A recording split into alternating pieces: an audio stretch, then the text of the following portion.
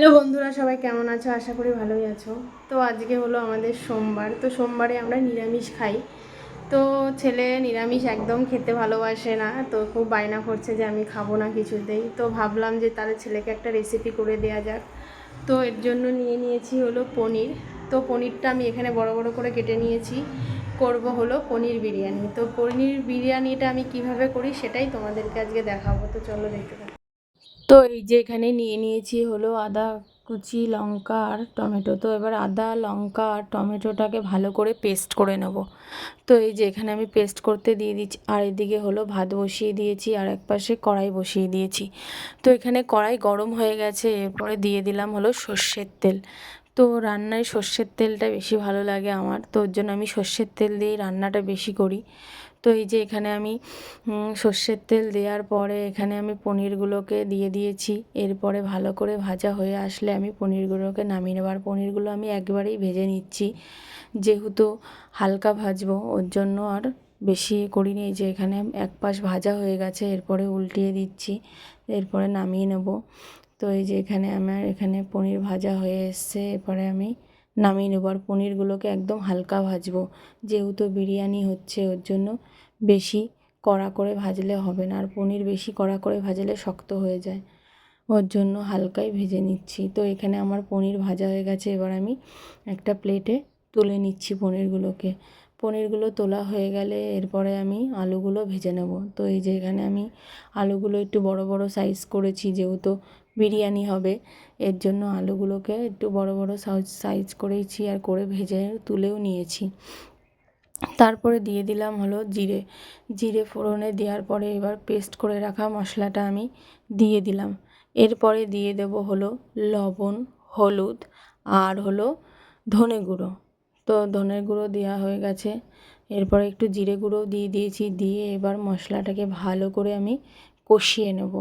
আর যেহেতু আর কোনো মশলাই বেশি যাবে না, নিরামিষ যেহেতু, এবার এখানে মশলা কষানো হয়ে গেছে, এরপরে আমি আলুগুলোকে দিয়ে দিলাম। এবার আলুগুলো কষিয়ে নিয়ে এরপরে একটু টক দই ফেটিয়ে রেখেছিলাম, সেই টক দইটা দিয়ে এবার একটু ভালো করে কষাবো। যেহেতু টক দইটা দেওয়া হয়েছে, টক দইটাকেও একটু ভালো করে কষাতে হবে, ওই জন্য টক দইটা দিয়ে দিয়েছি। দিয়ে এবার ভালো করে মশলাটাকে আমি কষিয়ে নেব। কষানো হয়ে আসলেই জল দিয়ে দেবো। তো এখানে দেখতেই পাচ্ছ জল দেওয়া হয়ে গেছে। জল দিয়ে এবার আমি ফুটে এসছে, এরপরে আমি পনিরগুলোকে দিয়ে দেবো। তো এই যে পনিরগুলোকে দেওয়া হয়ে গেছে, দিয়ে এরপরে ঢেকে দেবো। ঢেকে দিয়ে ফুটে আসলেই নামিয়ে দেবো। তো এই যে এখানে আমি পনিরটা ঢাকা খুলে দিলাম, দিয়ে আর একটু ঝোল আছে, একদম শুকনো শুকনোই করব যেহেতু বিরিয়ানি করব। এখানে দিয়ে দিলাম হলো কেওড়ার জল। এই যে কেওড়ার জল দিয়ে দিলাম। কেওড়ার জল দেওয়ার পরে তারপরে দেব হলো একটু গোলাপ জল। এই যে এখানে গোলাপ জলও দিয়ে দিলাম। দিয়ে এবার আর একটু হতে দেবো, যেহেতু ঝোলটা শুকায়নি, তো ঝোলটাকে একদম শুকনো শুকনোই করে ফেলবো, করে তারপরে নামাবো। এই যে এখানে দেখো একদম ঝোলটা শুকিয়ে এসছে। এবার আমি নামিয়ে একটা কড়াই বসিয়ে নেব। তো এখানে আমি ননস্টিকের কড়াই নিয়েছি, তোমরা যে কোনো কড়াই নিতে পারো, কোনো ব্যাপার না। এখানে আমি একটু ঘি দিয়ে কড়াইটাকে ভালো করে মাখিয়ে নিয়ে এবার তেজপাতাগুলো দিয়ে দিচ্ছি। আর তেজপাতাগুলো একটু ধুয়েই নেবে, তেজপাতার মধ্যে প্রচণ্ড ময়লা থাকে, আমি ধুয়েই দিয়েছি। তারপরে এই যে এখানে আমি আগে ভাতগুলো দিয়ে দিচ্ছি। তো এখানে বিরিয়ানির চালটা দিয়েই করেছি আমি। তো এখানে এই যে ভাত সাজানো হয়ে গেছে, এরপরে আমি কিছুটা হাফ তরকারি দিয়ে দেবো। তো এখানে আমি দুইবারে সাজাবো বিরিয়ানিটা। তো এই যে তরকারি এখানে অর্ধেকটা দেওয়া হয়ে গেছে, এরপরে আমি আবার ভাত দিয়ে সাজিয়ে দেবো। তো এখানে একটু বিরিয়ানি মশলা দিয়ে দিচ্ছি। তো এই যে বিরিয়ানি মশলা দেওয়া হয়ে গেছে, এরপরে আবার ভাত দিয়ে আবার একটু এক লেয়ার দিয়ে দেবো। তো এই যে এখানে ভাত দিয়ে দিলাম, এরপরে আবার দিয়ে দেবো যেটুখানি তরকারি আছে, বাদ বাকি তরকারিটুকু এরপর আবার সাজিয়ে দেবো। এই যে এখানে বাদ বাকি তরকারিটা সাজিয়ে দিচ্ছি, দেওয়ার পরে আবার যা ভাত থাকবে সেই ভাতটা দিয়ে দেবো। যেরকম বিরিয়ানি সাজানো হয় ওই রকম করেই সাজাতে হবে। তো এই যে দেওয়া হয়ে গেছে, এরপরে যা ভাতটা আছে বাদ বাকি ভাতটা আমি দিয়ে দিলাম। তো এই যেখানে ভাত দিয়ে দিয়েছি, দেওয়ার পরে ওপর দিয়ে দেবো হলো বিরিয়ানি মশলা। এখানে এই যে বিরিয়ানি মশলা দিয়ে দিয়েছি, দেওয়ার পরে দেবো হলো ঘি। না, আগে একটুখানি দিয়ে দিলাম হলো গোলাপ জল, কেওড়ার জল, কেশরে দুধ দিয়ে মিক্সড করা ছিল, ওটা দিয়ে দিলাম। দিয়ে এরপরে দিলাম হলো ঘি। এই যে ঘি দিয়ে দিলাম, ঘি দিলেই টেস্টটা আরও বাড়বে, ওর জন্য ঘিটা দিলাম। ঘিটা আমি একটু বেশিই দিয়েছি। তো এই যেখানে একটু 2 ফোঁটা মিঠা আতর দিয়ে দিলাম। তো মিঠা আতর দেওয়ার পরে এবার আমি দিয়ে দেবো হলো দমে। তো এখানে দম দিয়ে দিয়েছি।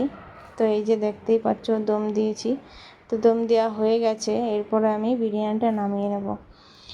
বিরিয়ানিটা নামানোর পরে প্লেটে বেড়ে নেব। তো দেখো তোমরা দেখতেই পারছো কত সুন্দর দমটা হয়েছে। এরপরে একটা প্লেটে বেড়ে নেব, ছেলেকে খেতে দিয়ে দেবো। অনেক রাতও হয়ে গেছে, রাত্রেই করেছিলাম।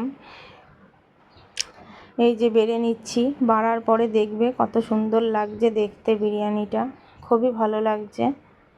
এই যে এখানে দেখো তোমরা বন্ধুরা কত সুন্দর হয়েছে বিরিয়ানিটা, দেখতেও যেমন হয়েছে খেতেও তেমন স্বাদ হয়েছিল। খুবই ভালো লেগেছে, আমার তো খুবই ভালো লেগেছে। তোমরাও বাড়িতে এইভাবে বানিয়ে দেখো, অবশ্যই তোমাদের ভালো লাগবে। আর এই রেসিপিটা যদি তোমাদের ভালো লেগে থাকে অবশ্যই পাশে থেকো, লাইক, কমেন্ট, শেয়ার, সাবস্ক্রাইব করে দিও। আর এইভাবে বাড়িতে অবশ্যই ট্রাই করো, অবশ্যই ভালো লাগবে। নিরামিষ যেদিন হবে সেদিন এই রেসিপিটা অবশ্যই বাড়িতে করবে। আশা করি খুবই ভালো লাগবে তোমাদের খেয়ে। আর এরকম রেসিপি যদি আরও তোমরা পেতে চাও অবশ্যই আমাকে কমেন্ট করো, আমি আরও নিরামিষের রেসিপি তোমাদের দেব।